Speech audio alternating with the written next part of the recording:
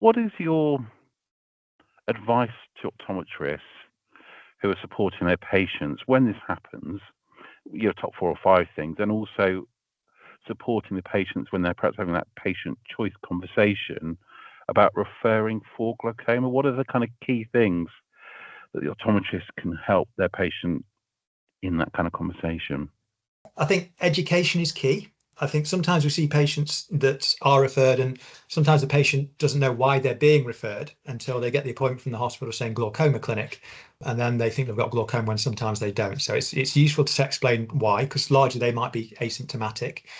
I think at the same time, again on the education point, really is tell them to tell the family. A family history is a key risk factor for this. So if you're sure, if they've got a high pressure, hammer it in home then. When you've got the patient in front of you, they need to tell their siblings, they need to tell their children, maybe their parents if they're still alive, that they need to get their eyes checked and the pressure checked, because this can run in families. So education is a key thing. It's also worth educating them, let them know that we need to see them in a timely fashion. Sometimes referrals can get missed, and it doesn't happen very often, particularly now we've moved on to an electronic referral system. But it's important, the patients are a little bit proactive as well, and they're able to find where the referral is, make sure it doesn't get lost in the system as such. Okay. I think other tips, to the optometrists particularly, don't just rely on pressure. We know that 1/3 of patients in this country have normal tension glaucoma.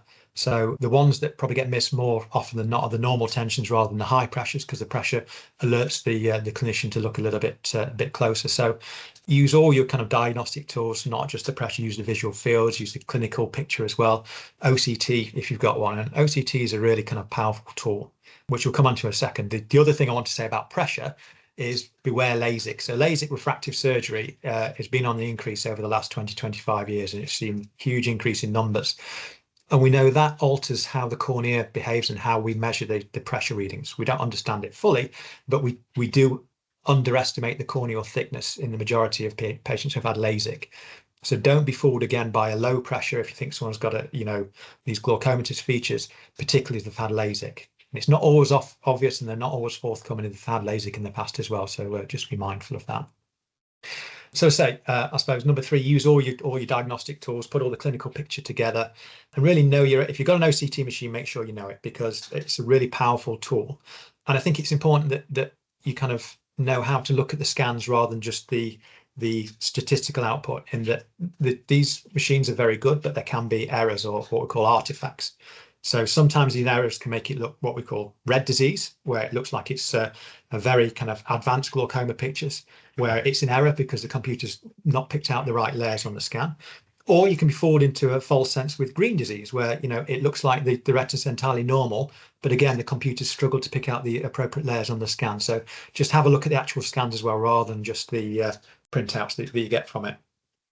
I think the more information you put in the referral letter, the better, because it helps stratify how soon we're able to see them, or in some kind of referral pathways, who sees them. So, all the relevant positive and negative findings, such as a family history of glaucoma, if they've got baseline pressures, if they've got visual field defects, or if you've been seeing them a while, or you saw them a few years ago and now, and then the visual field defect has progressed, how quickly it's spreading, because that gives us an idea about how aggressive their diseases and how quickly we'll need to kind of treat them and manage them. And it's important to be aware of the local pathways, I suppose, because of that. I suppose the other thing is driving. Driving is a difficult one. It's one that we always try and shy away from a little bit, but we do have a responsibility to ask about driving. Now, it's probably, particularly on the front line, it's useful to know what the legislation is. And there's a brilliant document by Glaucoma UK, I think it's called Glaucoma and Driving. And I really advocate having a look at that, and you can download it for free off the internet.